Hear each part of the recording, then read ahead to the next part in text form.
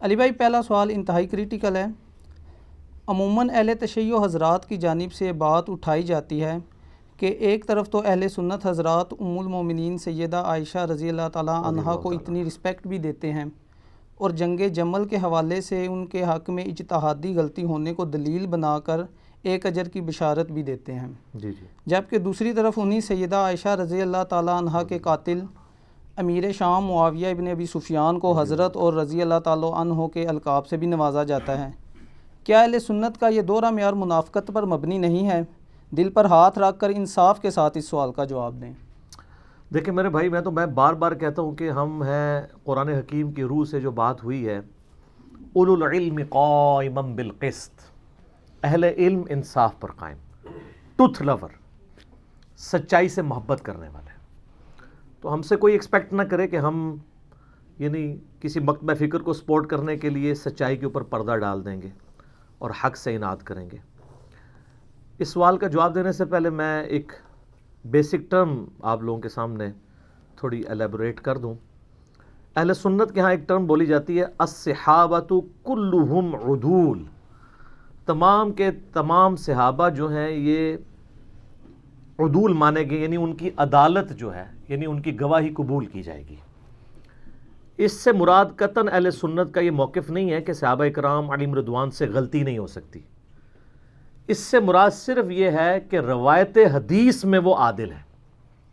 حدیث کا جب معاملہ آئے گا تو تابعی پہ جرح ہو سکتی ہے، تبع تابعی پہ ہو سکتی ہے، صحابی حدیث کے معاملے میں جھوٹ نہیں بولتا تھا، اور اس کو آپ بڑی آسانی سے سمجھ سکتے ہیں۔ آج دنیا میں کوئی گناہگار سے گناہگار شخص بھی آپ لے آئیں، اس سے کہیں کہ 1 ارب روپیہ لے لو، نبی علیہ السلام کو گالی دے دو، نعوذ باللہ، کوئی تیار ہوگا؟ چاہے وہ بے نمازی کیوں نہ ہوا۔ اسی لیول کا ایک گناہ صحابہ کرام میں کوٹ کوٹ کے نبی علیہ السلام نے بھرا تھا، جو حدیث متواتر ہے، بخاری اور مسلم دونوں میں حدیث ہے، اور مسلم کی پہلی حدیث ہی مولا علی رضی اللہ تعالیٰ عنہ علیہ السلام سے یہی ہے کہ جس شخص نے میری طرف جھوٹی حدیث منسوب کی وہ اپنا مقام دوزخ میں دیکھ لے۔ صحابہ کرام سے بڑی غلطیاں بھی ہوئیں، لیکن یہ غلطی ان سے نہیں ہوئی ہے کہ انہوں نے نبی علیہ السلام پہ کبھی جھوٹی حدیث باندھی ہو، کیونکہ ان کو پتا تھا کہ اگر ہم نے یہ کام کیا نا، باقی تو شاید ہمیں معافی مل جائے، ادھر ہمارا کوئی ظاہر ہے نبی علیہ السلام کے اوپر ہی تو تکیہ تھا۔ تو اسی وجہ سے ہم کہتے ہیں الصحابۃ کلہم عدول۔ یہ جو شیعہ اہل سنت کا مذاق اڑاتے ہیں اور کہتے ہیں کہ یہ صحابہ کو معصوم مانتے ہیں، اور بعض کا سنیوں کی تقریریں بھی اس قسم کی ہوتی ہیں، تو وہ معصوم نہیں مانتے، ہم ان کہتے ہیں ان کی عدالت قائم ہے، ان روایت حدیث میں ان کو قبول کیا جائے گا۔ ایون وہ صحابہ جن سے بڑی اس طرح کی چیزیں رپورٹ ہوئی ہیں بخاری اور مسلم میں، چاہے حضرت معاویہ رضی اللہ تعالیٰ عنہ ہوں، حضرت مغیرہ ابن شعبہ رضی اللہ تعالیٰ عنہ ہوں، حضرت عمر ابن عاص رضی اللہ تعالیٰ عنہ ہوں، اور اسی طریقے سے بسر ابن ابی ارطا ہوں، باقی لوگ ہوں، حدیثیں ان سے قبول کی گئی ہیں۔ حتیٰ کہ میں آپ کو بڑی حیران کن بات بتاؤں، آپ سنن نبی داؤد کھولیں، انٹرنیشنل نمبر کے مطابق 4129 نمبر حدیث ہے، امام ابن سیرین تابعی المتوفہ 110 ہجری یہ حدیث روایت کرتے ہیں، اور حدیث روایت کر رہے ہیں حضرت معاویہ سے رضی اللہ تعالیٰ عنہ۔ حدیث وہ بیان کرتے ہوئے کہتے ہیں کہ نبی علیہ السلام نے یعنی درندوں کی کھالیں پہننے سے، ان پہ سواری کرنے سے منع کیا، یعنی یہ تکبر کی علامت ہے۔ حدیث بیان کر کے وہ ساتھ پھر کہتے ہیں وَقَانَ مُعَاوِيَةُ، یعنی معاویہ رضی اللہ تعالیٰ عنہ جو تھے، لا يُتَّهَّمُ فِي الْحَدِيثِ عن رسول اللہ صلی اللہ علیہ وآلہ وسلم، ان سے حدیث روایت کرنے کے اعتبار سے ان پہ کوئی تہمت نہیں ہے، وہ متہم نہیں تھے، یعنی ایسا شخص جس پہ تہمت ہونا کہ جھوٹ بولتا ہے، یہ غلط بیانی کرتا ہے۔ تو حضرت معاویہ رضی اللہ تعالیٰ عنہ پہ اس حوالے سے پولیٹیکلی ان کے بارے میں کافی ساری چیزیں ملتی ہیں، اور بڑی یعنی وہ دل خراش چیزیں ہیں۔ وہ میرا کربلا والا آپ ریسرچ پیپر پڑھ لیں، میں اینڈ پہ انشاءاللہ تعارف بھی کروا دوں گا تو آپ کو پتہ چلیں گی۔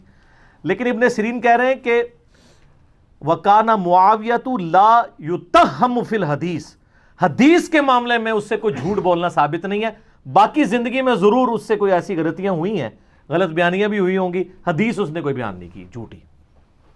تو اب یہ حضرت ابو بکر، عمر، عثمان و علی رضی اللہ عنہم اجمعین و علیہم السلام اجمعین سے جب تابعین حدیثیں بیان کرتے تھے تو اس طرح تو نہیں کہتے تھے کہ ان پہ کوئی تہمت نہیں ہے جھوٹ بولنے کی. حضرت معاویہ رضی اللہ تعالیٰ عنہ کے بارے میں ان کو کیوں بولنا پڑا؟ اس کے لیے آپ ہمارا کربلا والا ریسرچ پیپر نمبر 5B پڑھیں، اس کا تعارف ہم آپ کو اس سوال کے اینڈ پہ کروائیں گے تاکہ آپ کو حقائق کھل کے سامنے ہیں. حدیث کے معاملے میں تو کوئی تہمت نہیں ہے، باقی زندگی میں پولیٹیکلی ان سے کئی ایک چیزیں ہوئیں، ان پہ ہم بس یہی کہہ سکتے ہیں انا للہ و انا الیہ راجعون. البتہ یہ جو حضرت معاویہ رضی اللہ تعالیٰ عنہ پہ تہمت لگائی گئی ہے کہ انہوں نے سیدہ عائشہ کو قتل کروایا تھا، یہ کوئی روایت اہل سنت کے ہاں نہیں ملتی. شیعہ کے ہاں بھی ایک من گھڑت روایت ملتی ہے کہ سیدہ عائشہ کے سفر کے دوران جو راستہ تھا وہاں حضرت معاویہ نے کوئی بڑا سا گڑھا کھدوایا اور اس کے اوپر گھاس پھوس ڈال دی، پتہ ہی نہ چلے. تو حضرت عائشہ سلام اللہ علیہا جب وہاں سے گزریں تو وہ اپنے اونٹ سمیت اس میں اوندھی جا کے گریں اور وہیں پہ وہ شہید ہو گئیں. لیکن یہ بالکل جھوٹی روایت ہے اور اس کی کوئی سند موجود نہیں ہے. ایون اس دور میں آپ کو پتہ ہے حضرت معاویہ رضی اللہ تعالیٰ عنہ سے سخت علمی اختلاف رکھنے والی بڑی پرسنالٹیز میں سے مولانا اسحاق صاحب رحمۃ اللہ علیہ بھی تھے، فیصل آباد والے.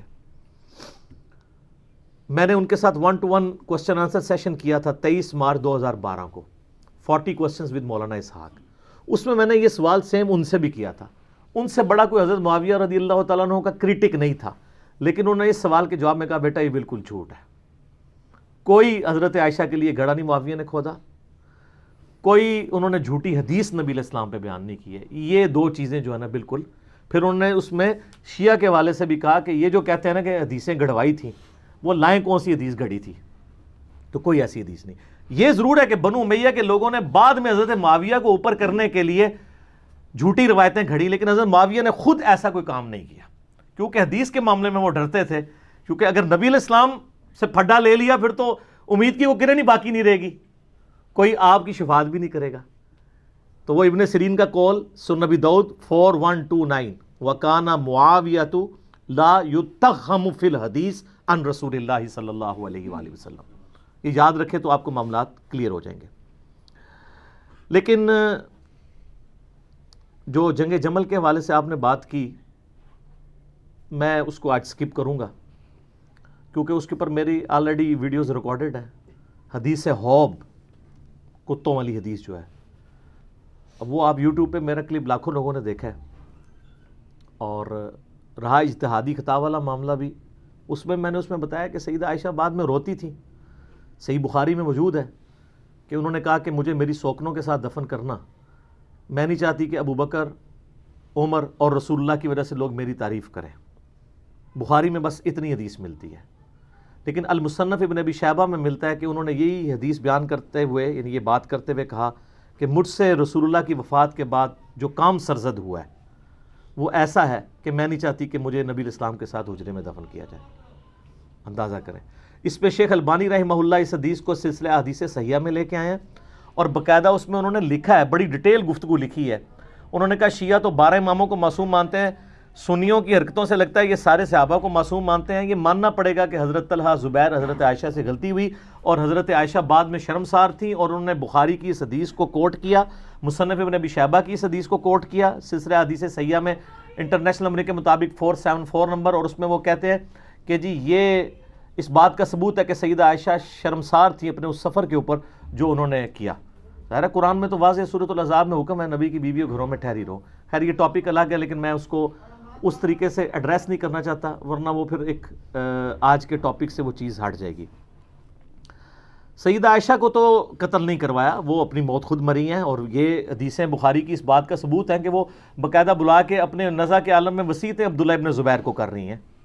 حضرت ابو ہریرہ نے جنازہ پڑھایا ہے، اوپنلی مدینہ شریف میں جنازہ ہوا ہے، ہزاروں لوگ شریک ہوئے ہیں. کوئی ایسی چیز رپورٹ نہیں ہوئی ہے کہ ان کو نعوذ باللہ اس طریقے سے قتل کیا ہو. لیکن یہ بات بالکل ٹھیک ہے کہ ام عائشہ سلام اللہ علیہا حضرت معاویہ رضی اللہ تعالیٰ عنہ کی جو ظلم و ستم والی پالیسیز تھیں اپنے مخالفین کے خلاف، اس سے سخت نالاں تھیں اور ڈائریکٹ افیکٹو بھی تھیں. اور اس حوالے سے گھنٹوں گفتگو ہو سکتی ہے. اس کانٹیکسٹ میں ایک بنیادی حدیث جو آپ کو پوری ڈاکٹرائن یا ڈاکٹرن اگر صحیح پروننسیشن کی جائے وہ کلیئر کرے گی. وہ صحیح مسلم میں حدیث ہے, انٹرنیشنل نمبر کے مطابق 4776. عبداللہ بن عمر بن عاص رضی اللہ تعالیٰ عنہ خانہ کعبہ کے دیوار کے ساتھ ٹیک لگائے ہوئے بیٹھے ہوئے تھے. ایک شخص ان کے پاس آیا جس کا نام تھا عبد الرحمن بن عبد رب الکعبہ تابعی. تو عبداللہ بن عمر بن عاص وہاں حدیث بیان کر رہے تھے کہ آپ کو اپنے وقت کے حاکم کی, امیر کی اطاعت کرنی چاہیے. وہ سنتا رہا. اینڈ پہ اس نے کہا کہ کیا واقعی آپ نے رسول اللہ سے یہ بات سنی ہے کہ جس طرح کا بھی حکمران ہو اس کی اطاعت کی جائے؟ ان کا ہاں, میری کانوں نے سنا, میری آنکھوں نے نبی علیہ السلام کو دیکھا, میرے دل نے محفوظ کیا. تو انہوں نے کہا اگر یہی بات ہے تو اس وقت جو ہمارا حکمران ہے آپ کے چچا کا لڑکا معاویہ ابن ابی سفیان رضی اللہ تعالیٰ عنہما, ہم تو ظاہر رسپیکٹ ہی کریں گے اس کی وجہ سے کہ علی کی شیعہ وہ ہوتے ہیں جو مخالفین کے لیے بھی دعا کرتے ہیں, اور بنو امیہ کے شیعہ وہ ہوتے ہیں جو ہے وہ مولا علی پہ ممبروں پہ سب و شتم کرواتے ہیں. یہ بھی ٹاپک الگ سے ہے, میرے اس پہ بھی کلپ ریکارڈڈ ہے. تو یہ آپ کے چچا کا جو لڑکا ہے یہ تو ہمیں کہتا ہے کہ ہم لوگوں کا مال ناحق طریقے سے ہڑپ کریں اور لوگوں کو ناحق قتل کریں, جبکہ قرآن کہتا ہے سورہ نساء کی آیت نمبر 29 اس تابعی نے صحابی کو سنائی کہ قرآن تو کہہ رہا ہے کہ ایک دوسرے کا مال حرام طریقے سے ہڑپ مت کرو اور ایک دوسرے کو قتل نہ کرو, اور آپ کے چچا کا لڑکا معاویہ ہمیں اس بات پہ ابھارتا ہے کہ ہم لوگوں کو ناحق قتل بھی کریں, ان کا مال بھی لوٹیں. اب اتنی سخت بات سن کے حضرت معاویہ رضی اللہ تعالیٰ عنہ کے بارے میں ان کے چچا زاد عبداللہ بن عمر بن عاص جو خانہ کعبے کے ساتھ ٹیک لگائے ہوئے بیٹھے تھے وہ خاموش ہو گئے تھوڑی دیر کے لیے, سر جھکا لیا. پھر انہوں نے سر اٹھا کے کہا کہ جن معاملات میں معاویہ تمہیں اللہ اور اس کے رسول کے مطابق چلنے کا حکم دیتا ہے اس میں اس کی اطاعت کرو, اور جس میں وہ اللہ کی نافرمانی کا تمہیں حکم دے اس میں تم اس کی نافرمانی کرو. دیکھیں یہ صحابی کی اپروچ یہی ہوتی ہے. یہ ہے وہ بنیادی حدیث جس سے آپ کو پتہ چلے گا کہ اس وقت سینیریو کیا بنا ہوا تھا. اب اس کے بعد آپ ذرا اس طرف آ جائیں کہ سیدہ عائشہ ڈائریکٹ افیکٹی کیوں تھی. سیدہ عائشہ کے بھائی تھے ایک محمد ابن ابی بکر, ان کو حضرت معاویہ رضی اللہ تعالیٰ عنہ نے قتل کروایا تھا. محمد بن ابی بکر 9 ہجری میں پیدا ہوئے ہیں اور 30 سال سے کم ان کی عمر تھی کہ ان کو قتل کر دیا گیا, اور ان کا بیٹا ایک ہی تھا قاسم, اور قاسم کی جو آگے سے بیٹی تھی وہ تھی فاطمہ جو امام جعفر صادق علیہ السلام کی ماں ہے. اکثر سنی بڑے فخر سے کہہ رہے ہوتے ہیں اہل بیت کے امام جو ہیں وہ تو حضرت ابوبکر صدیق کی اولاد میں سے ہیں. سر حضرت ابوبکر صدیق رضی اللہ تعالیٰ عنہ کی وہ اس اولاد سے ہیں جو بنو امیہ کے بہت مخالف تھی, وہ آپ والی وہ اولاد نہیں ہے. سمجھ رہی بات کی؟ اس کی حدیثیں ہیں بخاری میں قاسم کی جو محمد بن ابی بکر کا بیٹا ہے. اچھا میرے بھائیو, جو محمد ابن ابی بکر ہے نا رضی اللہ تعالیٰ عنہ علیہ السلام, یہ کوئی عام بندہ نہیں ہے. یہ سیدنا ابو بکر کے وہ بیٹے ہیں جو نبی علیہ السلام کے آخری حج کے دوران پیدا ہوئے تھے, اور ان کی والدہ اسما بنت امیس نبی علیہ السلام کے ساتھ حج کے لیے تشریف لے گئی تھی, اور بخاری مسلم میں موجود ہے کہ اس دوران وہ کہتے ہیں میں نے محمد کو جنا. ماشاءاللہ. تو نبی علیہ السلام نے ان کو دیکھا ہوا ہے, ان کی زیارت نبی علیہ السلام نے کی ہے, اور انہوں نے نبی علیہ السلام کی زیارت کی ہوئی ہے, لیکن اپنی شیر خارگی کی عمر میں. صحابی بھی آپ کہہ سکتے ہیں, تابعی تو ہیں ہی ہیں. بار نبی علیہ السلام نے آمنا سامنا ہوا ہے. اچھا پھر سیدنا ابوبکر تو فوت ہو گئے 13 ہجری کے اندر, تو اس وقت ان کی عمر آلموسٹ 4 سال تھی, چھوٹے سے بچے تھے. تو ان کی جو والدہ تھی نا اسما بنت امیس, حضرت ابوبکر کی وفات کے بعد حضرت علی نے ان سے شادی کر لی. اب حضرت علی نے جب شادی کی تو ان کی ساری پرورش محمد بن ابی بکر کی کس نے کی؟ مولا علی نے. اسی لیے جنگ جمل میں اور جنگ صفین میں یہ حضرت علی کے کمانڈر تھے, اور یہی تھے جو سیدہ عائشہ کو جا کے سمجھاتے تھے اجرے میں کہ بہن تو کس طرف چل پڑی ہے. اور یہی وہ تھے کہ جب مولا علی نے سیدہ عائشہ کو احترام کے ساتھ جمل میں شکست کے بعد جب واپس مدینہ شریف روانہ کیا تو محمد بن ابی بکر کو ساتھ بھیجا تھا کہ تم اپنی بہن کے ساتھ جاؤ. تو سیدہ عائشہ کی ان سے ایک بڑا اس اعتبار سے شغف بھی تھا, یہ بڑے ہمدرد بھی تھے. تو یہ محمد بن ابی بکر رحمہ اللہ تعالی و رضی اللہ تعالیٰ عنہ و علیہ السلام کی کلیریفیکیشن اس حوالے سے ضروری تھی. اور دیکھ لیں صرف 30 سال کی عمر میں وہ شہید ہوئے ہیں، لیکن آتی دنیا کے لیے اپنا اثر چھوڑ گئے. اللہ تعالیٰ ان سے راضی ہو. قیامت والے دن اللہ تعالیٰ ہمیں ایسے اپنے نیک بندوں کا ساتھ نصیب فرمائے. آمین ثم آمین. تو ان کو حضرت علی نے اپنے دور میں مصر کا گورنر لگایا تھا اپنے دور خلافت میں. قیس بن سعد سے حکومت نہیں سنبھالی جا رہی تھی، پیچھے سے مالک اشتر کو بھیجا، اس کو زہر دے کے مروا دیا گیا دشمنوں کی طرف سے. تو محمد بن ابی بکر مصر کے گورنر تھے، تو ظاہر کوفے سے دور تھا، شام کی باؤنڈریز لگتی تھی، وہاں سے حضرت معاویہ کی چھاپہ دار جو ٹیمیں ہیں وہ حملے کرتی تھی. تو محمد بن بکر کو قتل کروا دیا، حتیٰ کہ ایک گدھے میں ان کی لاش رکھ کے اس کو آگ لگا دی گئی. استغفر اللہ. اور یہ اس کے اوپر اجماع ہے، کوئی دنیا میں اس کا انکار نہیں کرے گا. ہماری اہل سنت کی تمام کتابوں میں موجود ہے، جتنی بھی صحابہ کرام کی بایوگرافی پہ لکھی گئی ہیں، آپ چاہے وہ آپ تاریخ طبری پڑھ کے دیکھ لیں، ابن جریر المتوفیٰ 310 ہجری، تاریخ ابن کثیر کی المتوفیٰ 774 ہجری، آپ الاستیاب امام ابن عبد البر کی پڑھ کے دیکھ لیں، المتوفیٰ 468 ہجری. آپ کو ساری کتابوں میں ابن اسیر کی جو ہے اسود الغابہ المتوفیٰ 630 ہجری، جس کی شرح ابن حجر اسقلانی المتوفیٰ 852 ہجری، الاصابہ انہوں نے لکھی. 8000 صحابہ کرام کے حالات زندگی اس میں لکھے ہیں، اردو میں ترجمہ ہو کے آ چکی ہے. آپ اس میں محمد بن ابی بکر کا پڑھ لیں، ان کے ساتھ کیا ہوا تھا. حتیٰ کہ صحیح مسلم شریف میں بھی اس کا ذکر موجود ہے، انٹرنیشنل نمبر کے مطابق 4722 اشارتاً صحیح مسلم میں آتا ہے. اما عائشہ سے ایک بندہ مصر سے ملنے کے لیے آیا، تو انہوں نے پوچھا ہاں مصر کے حکمران کی کیا حالت ہے، کیونکہ اما عائشہ کے بھائی کو مار کے تو وہاں حضرت معاویہ نے اپنا حکمران لگا دیا تھا، اور مصر جو ہے وہ چھین لیا تھا حضرت علی سے. تو ظاہر ہے جو دنیا دار بادشاہ ہوتے ہیں وہ اپنے چمچوں کو نوازتے ہیں. تو ان کا ہمارا جو گورنر ہے وہ تو بہت اچھا ہے، ہمارا خرچہ پانی ختم ہو جائے خرچہ دے دیتا ہے، ہمارا اگر گھوڑا مر جائے نیا گھوڑا خرید کے دے دیتا ہے، اور اگر کوئی غلام مر جائے تو نیا غلام دے دیتا ہے. تو سیدہ عائشہ نے کہا کہ جو کچھ تم لوگوں نے میرے بھائی محمد ابن ابی بکر کے ساتھ کیا، تمہارے اس مصر کے گورنر نے اور اس پارٹی نے، یہ بات مجھے اس چیز سے نہیں روکے گی کہ میں تمہیں رسول اللہ کی ایک حدیث سناؤں جو اسی حجرے میں جہاں تم مجھ سے ملنے آئے ہو. اما عائشہ وہ پردے میں ملا کرتی تھی. اسی حجرے میں نے اللہ کے محبوب صلی اللہ علیہ وآلہ وسلم سے سنا تھا کہ آپ علیہ السلام یہ دعا کیا کرتے تھے، اے اللہ جو حکمران اپنی رعایا کے ساتھ سختی کرے تو بھی اس کے ساتھ سختی فرمانا، اور جو اپنی رعایا کے ساتھ نرمی کرے تو بھی اس کے ساتھ نرمی فرمانا.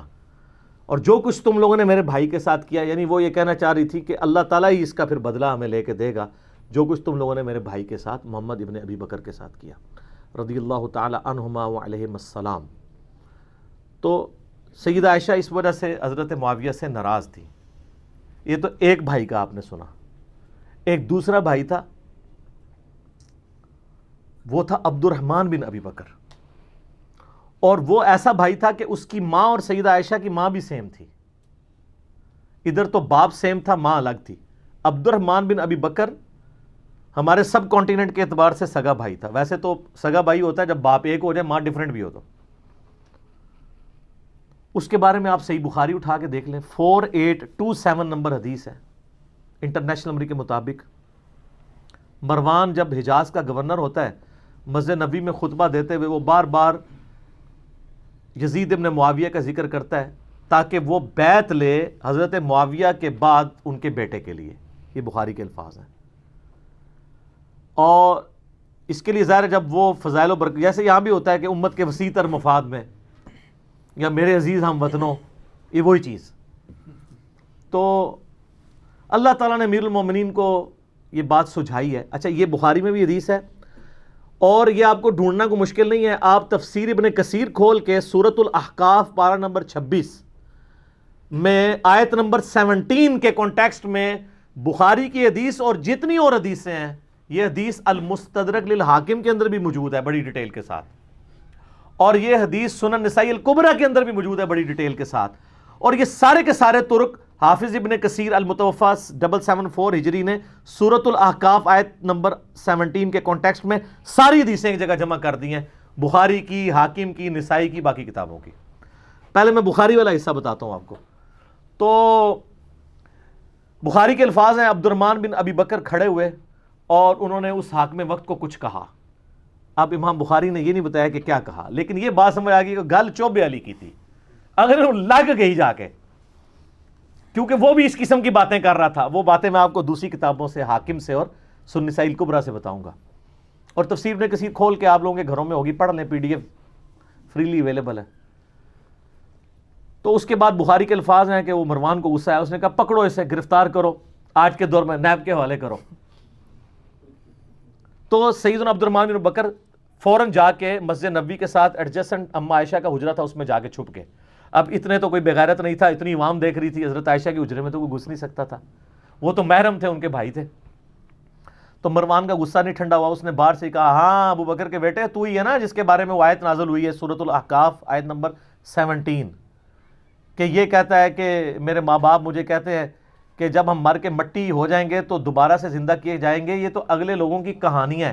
ابو بکر کے بیٹے یہ تیرے بارے میں نازل ہوئی ہے، تو اپنے ماں باپ کو کہتا تھا کہ قرآن اگلے لوگوں کی کہانی ہے۔ نعوذ باللہ، کتنا بڑا جھوٹ بولا۔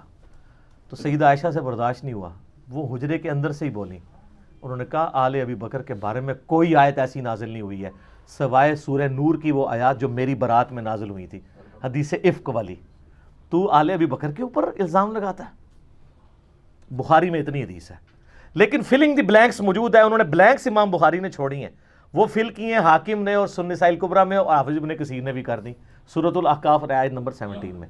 وہ کیا ہے کہ مروان نے کہا کہ امیر المومنین جو ہے نا یہ چاہتے ہیں کہ اپنے بعد اپنے بیٹے کو نامزد کر دیں، جس طرح کہ ابو بکر نے بھی تو عمر کو نامزد کیا تھا، حالانکہ وہ بھی مشورے سے کیا تھا، اور دوسرا عمر حضرت ابو بکر کے بیٹے تھے، تو کیا وہ مطلب وہ کس طریقے سے ریزیمبلنس بنا رہا تھا، تو اس پہ ابو بکر کے بیٹے کو غصہ تو آنا تھا نا۔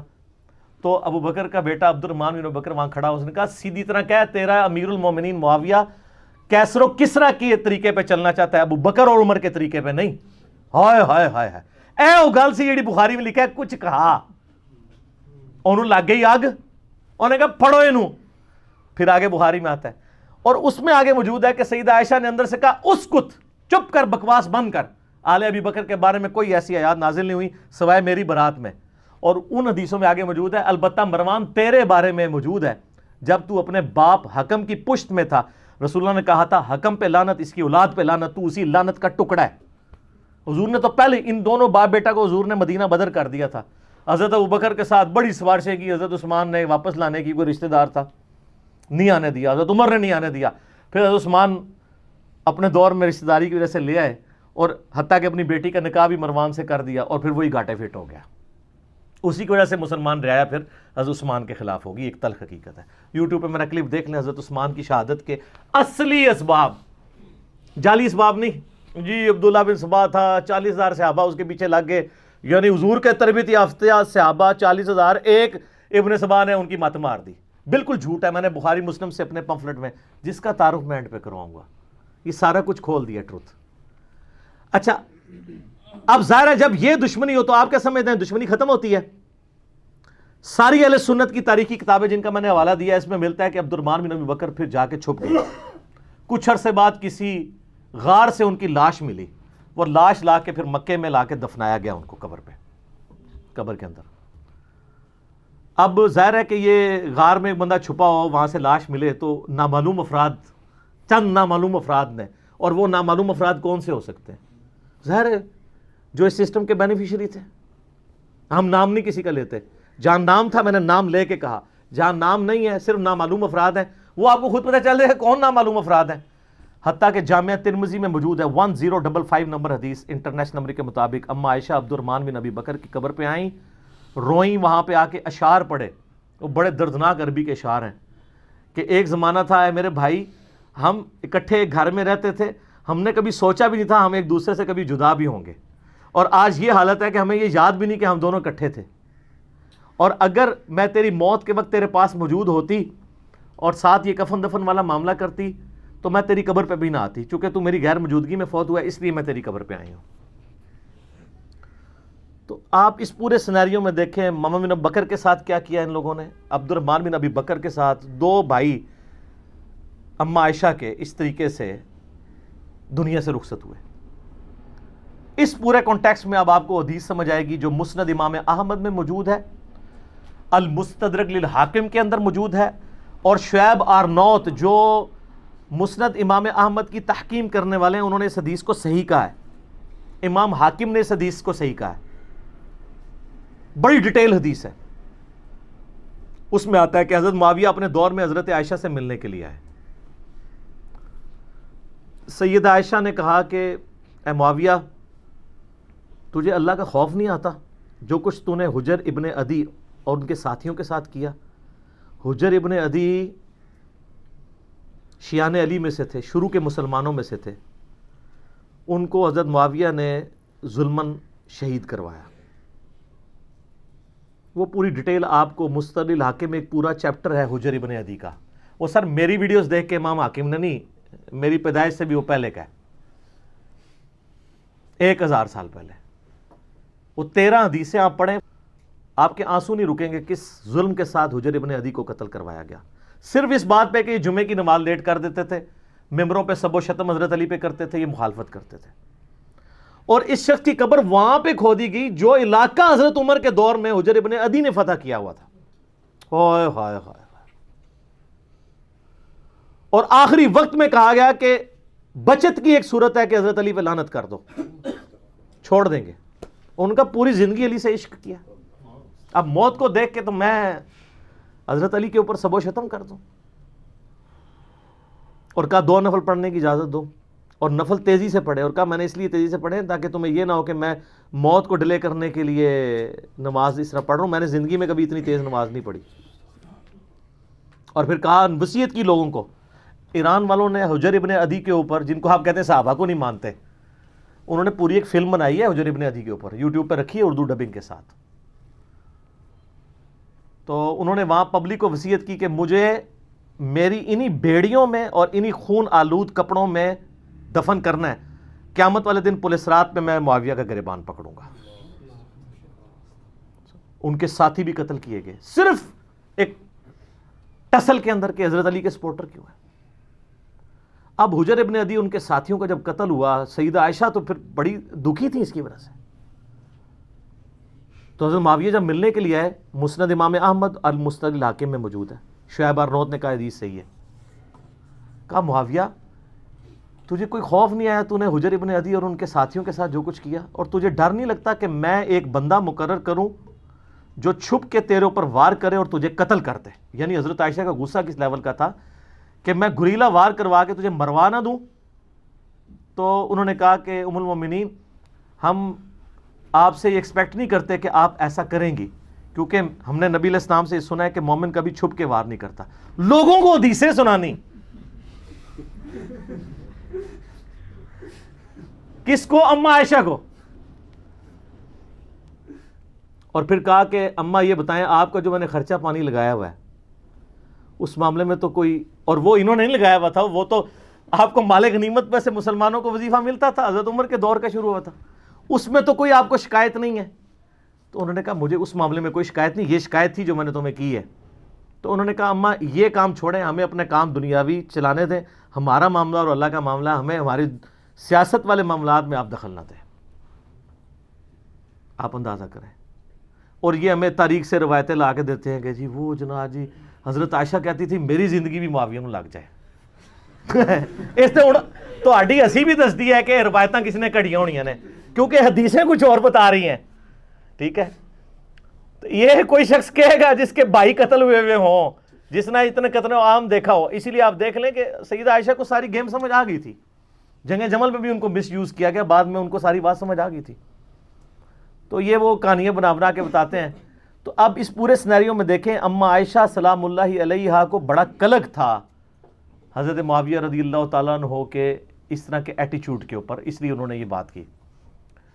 اور میں آپ کو بتاؤں, میں گھنٹوں فی الودی بول سکتا ہوں ہمارے جو ائمہ اہل سنت تھے ان کی کتنی سخت رائے اس کی وجہ سے بنی.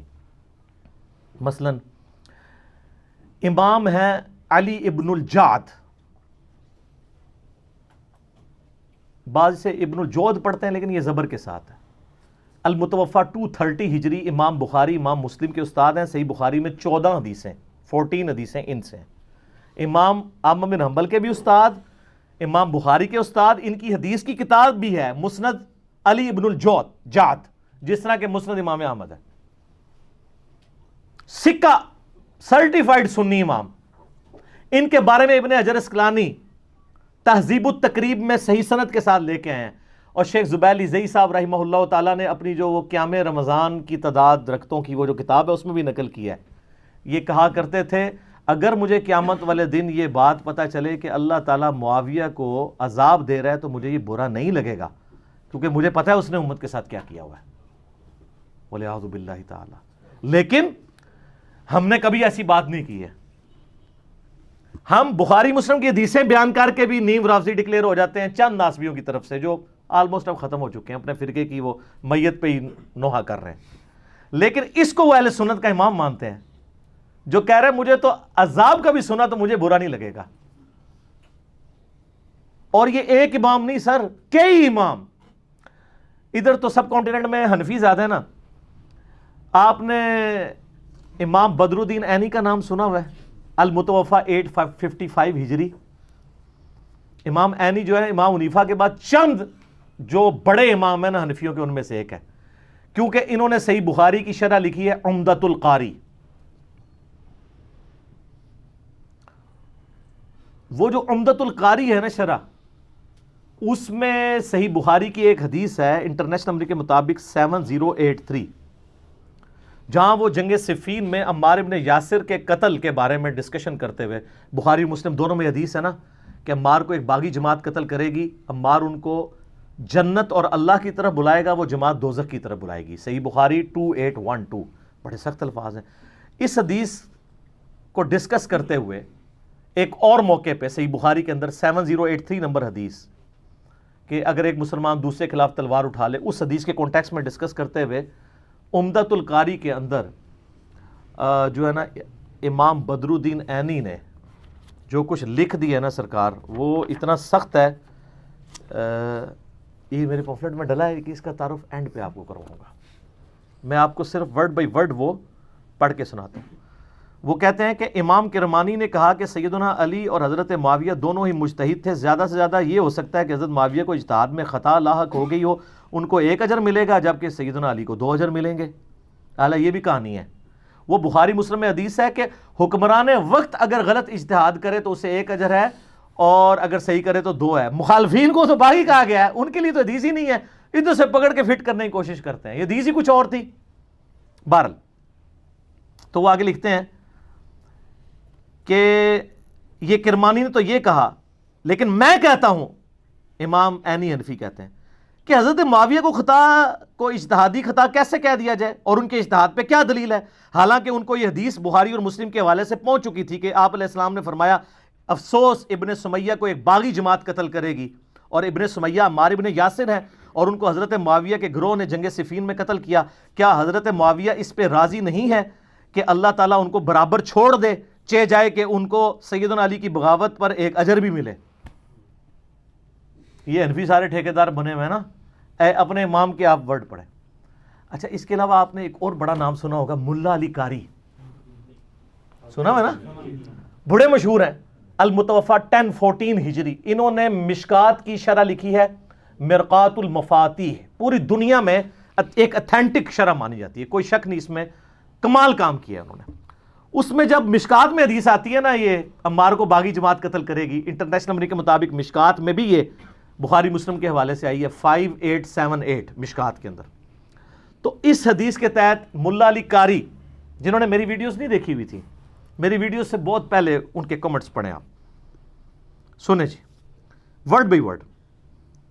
میں کہتا ہوں کہ جب حضرت معاویہ پر واجب تھا کہ وہ اپنی بغاوت سے رجوع کر کے خلیفہ برحق حضرت علی کی اطاعت کی طرف آ جاتے، مخالفت چھوڑ دیتے اور خلافت منفیہ یعنی نفع حاصل کرنے کی طلب سے یہ خلافت کے حوالے سے اس کو ترک کر دیتے، جو انہوں نے نہیں کیا، تو اس سے ظاہر ہوتا ہے کہ وہ باطن میں باغی تھے اور ظاہر میں خون عثمان کو ڈھال بنائے ہوئے تھے.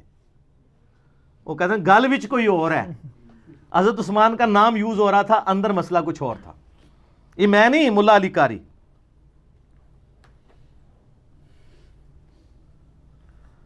چنانچہ ڈھال بنائے ہوئے تھے لوگوں کو دکھانے کے لیے، یہ بھی الفاظ لکھے ہیں.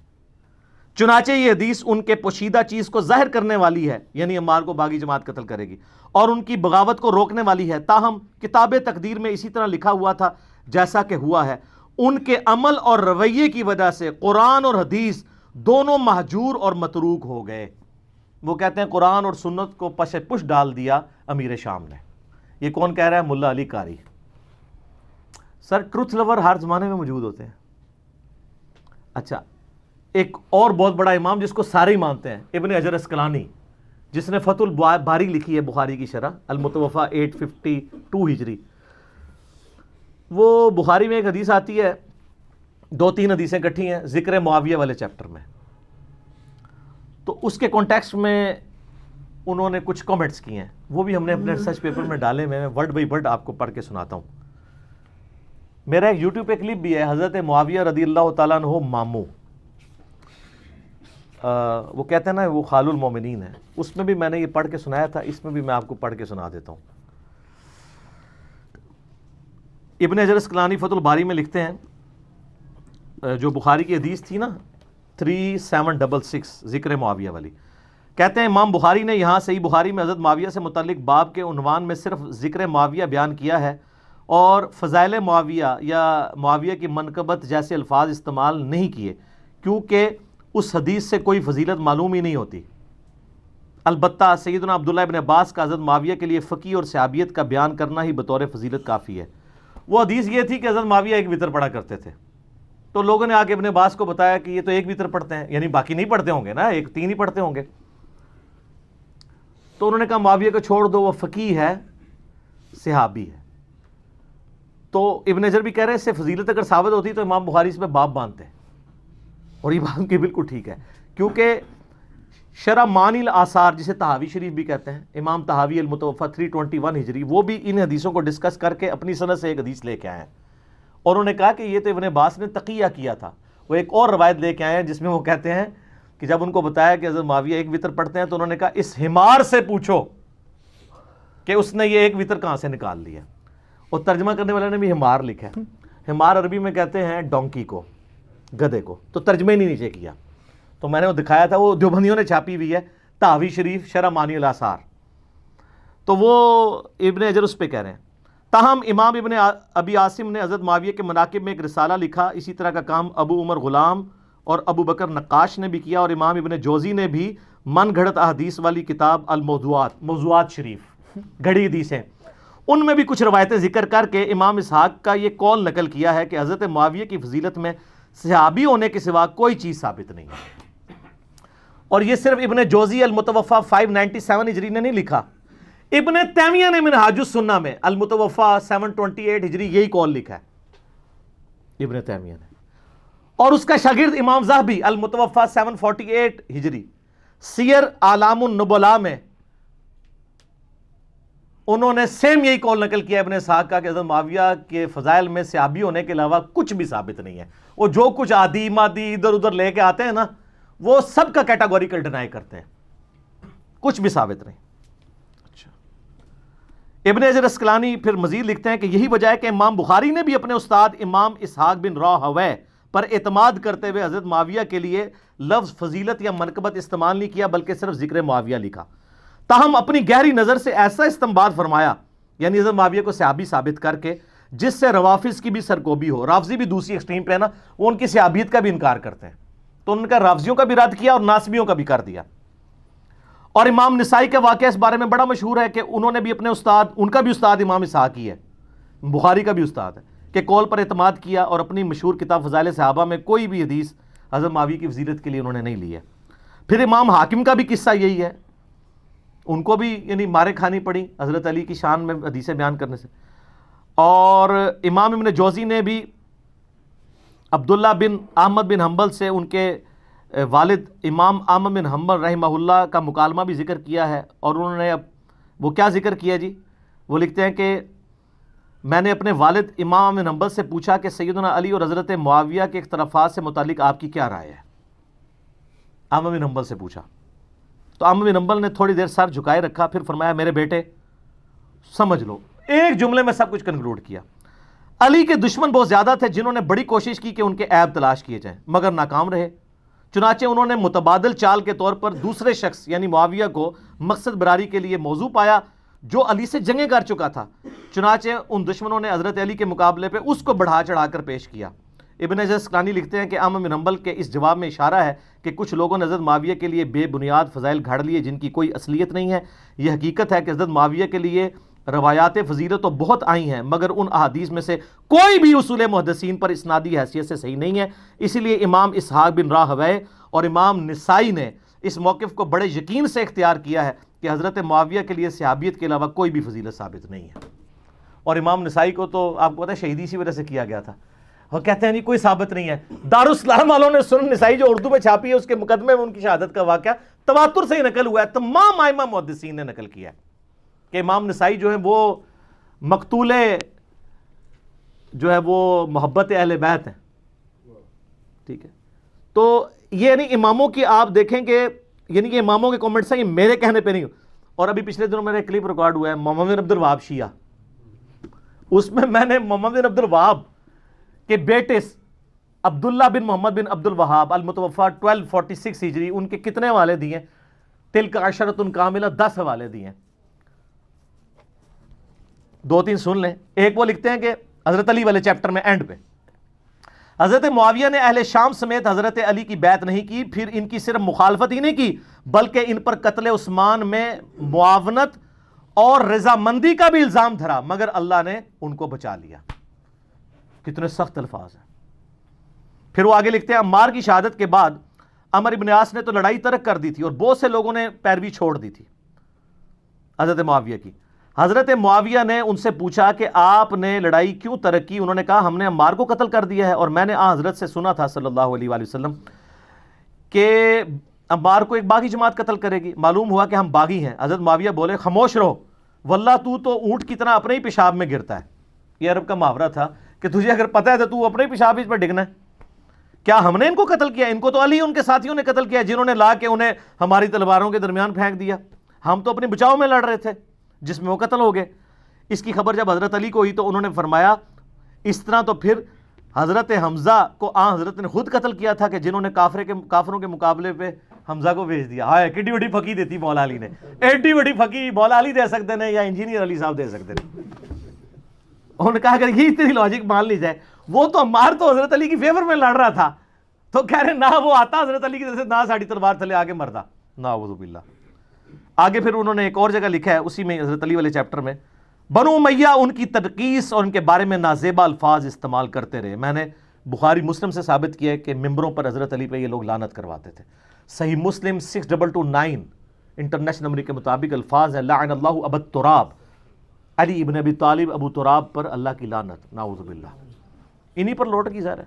وہ کہتے ہیں نازیبا الفاظ استعمال کرتے رہے مگر اس سے علماء کے دل میں علی کی محبت اور بڑھ گئی، قدر و منزلت میں اضافہ ہو گیا۔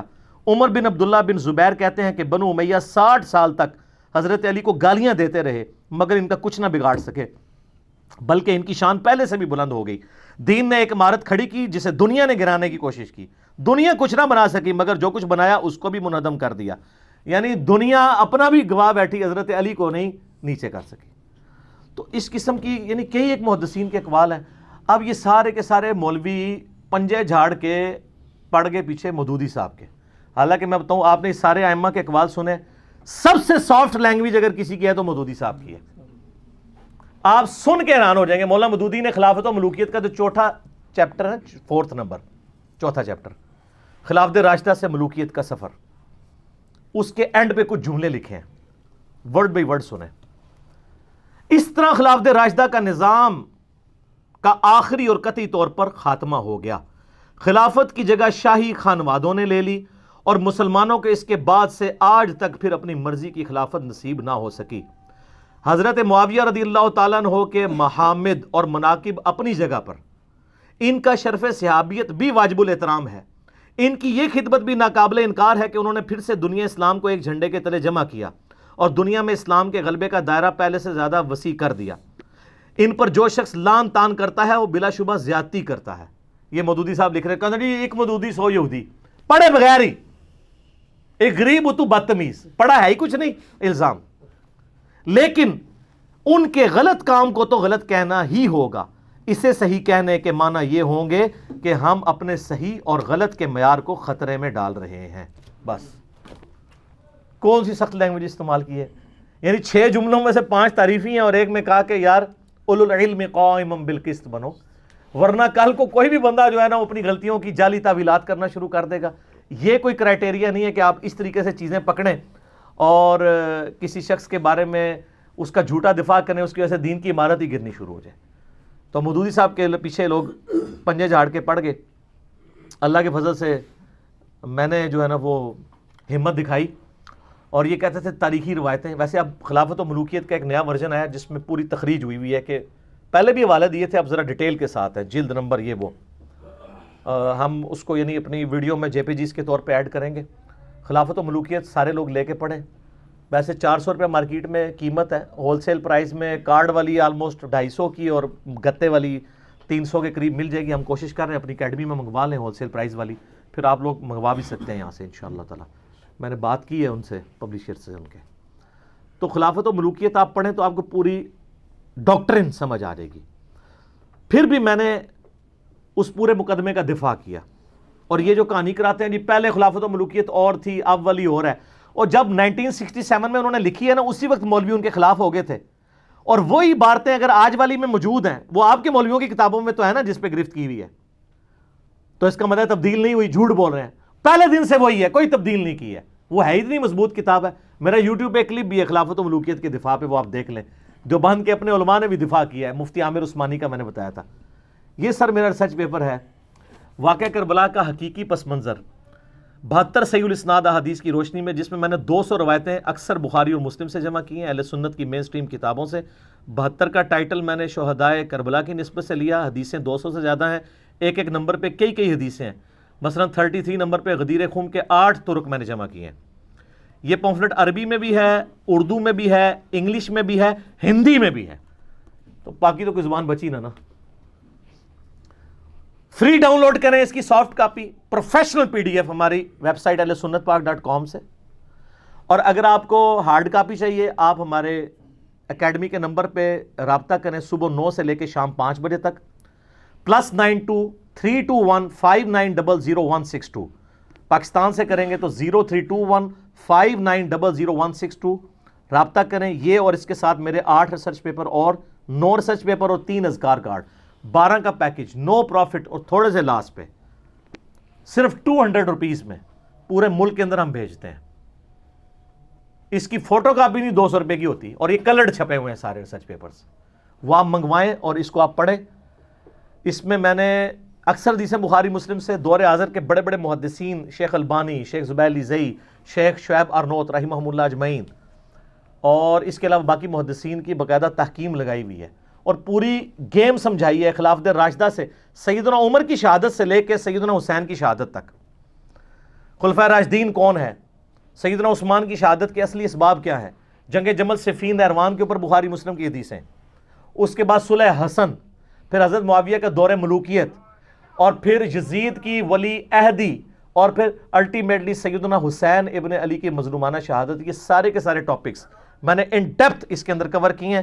آپ اس کو منگوائیں, خود بھی پڑھیں, اور پھر آپ نے نا اس کو پڑھنے کے بعد ایک بار جھوم کے کہنا ہے کیا, نہ میں وابی نہ میں بابی, میں ہوں مسلم علمی کتابی. ہم علمی کتابی ہیں, بابوں کے ماننے والے نہیں ہیں. ٹھیک ہوگا جی. ابھی اذان مغرب ہوا چاہتی ہے, تو اذان مغرب کا وقفہ کر لیتے ہیں, چھوٹا سے وقفے کے بعد ملتے ہیں انشاءاللہ.